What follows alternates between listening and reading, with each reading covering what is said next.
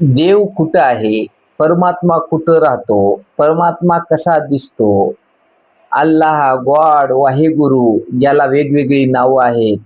चीनमध्ये त्याला ताओ म्हणतात. ताओ ते चिंग नावाचं एक पुस्तक पण आहे. तर ताओ म्हणजे काय, हा गॉड म्हणजे काय, हा ईश्वर म्हणजे काय, हा देव म्हणजे काय, हा परमात्मा म्हणजे काय, हा कुठं वास करतो? तर मित्रांनो, परमात्म्याला रंग नाही, रूप नाही, परमात्म्याला गंध नाही, परमात्म्याला जागा नाही. कारण परमात्मा हा सर्व गोष्टीला सामावून घेतो. आता हे जर तुम्हाला समजायचं असेल तर साधी गोष्ट आहे. माझ्या शरीरातील एक पेशी किंवा माझ्या शरीरातली एखादी बारीक जीव किंवा जंतू असं म्हणत असतो की मला रामकृष्ण पाटलाला बघायचं आहे, परंतु त्याच्या लिमिटेशन्स काही असतात. त्या जीवाला मी दिसत नाही, पण त्याच्या त्याच्या पद्धतीनं तो प्रयत्न करत असतो की मला परमात्मा बघायचंय. मी रामकृष्ण पाटील ज्यावेळेस खातो त्यावेळेस त्या जीवाला मध्ये अन्न जात असतं आणि तो जगत असतो. आपल्या शरीरातील अनेक पेशी, उती, लाल रक्तपेशी, पांढऱ्या रक्तपेशी, स्पर्म असतील, आपले वीर्यामधले जे स्पर्म असतात, शुक्राणू म्हणतो त्याला मराठीत, ते जगतात कुणाच्या जीवावर? परमात्म्याच्या जीवावर. हा परमात्मा त्यांच्यासाठी आपण असतो. बऱ्याच वेळेस आपल्याला भूक लागल्यावर, तहान लागल्यावर ते जीव मधून आपल्या आतड्याला धरून ओढतात आणि आपल्या ब्रेन पर्यंत न्यूरॉन्सच्या माध्यमातून एक माहिती मिळते की खालच्या जीवाला भूक लागलेली आहे.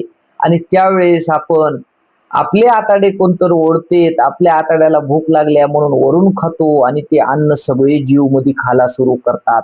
त्यांच्यासाठी आपण परमात्मा. परंतु आपण जर कुणाचे जीव असाल तर वरूनही आपल्याला कोणीतरी पाणी टाकतं किंवा अन्न मिळतं. हे अन्न बीजामधून मिळतं, सूर्यप्रकाशामधून आपल्याला एनर्जी मिळते.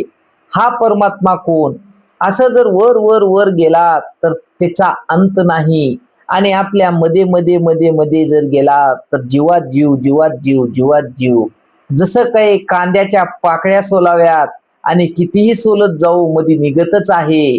आणि वर सोलत गेलं तर वरी पण अंत नाही, खाली पण अंत नाही, अनंत असीम असा तो परमात्मा कुणाला कधी कोणत्या रूपात बघता येईल का? समजून घ्या मित्रांनो. ईश्वर देवाला माणसाने निर्माण केलेले देव तुम्ही बघतायत.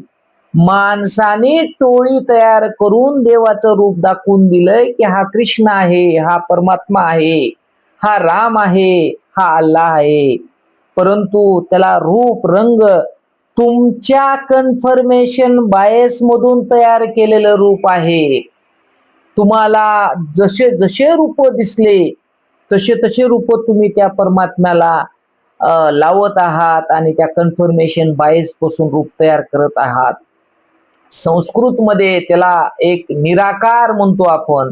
निराकार म्हणजे निर्गुण, निराकार म्हणजे त्याला आकार नाही. इट्स जस्ट एनर्जी, जस्ट चैतन्य. त्याला चैतन्य म्हणा, एनर्जी म्हणा किंवा वेगळी शक्ती म्हणा, तर तो परमात्मा आहे.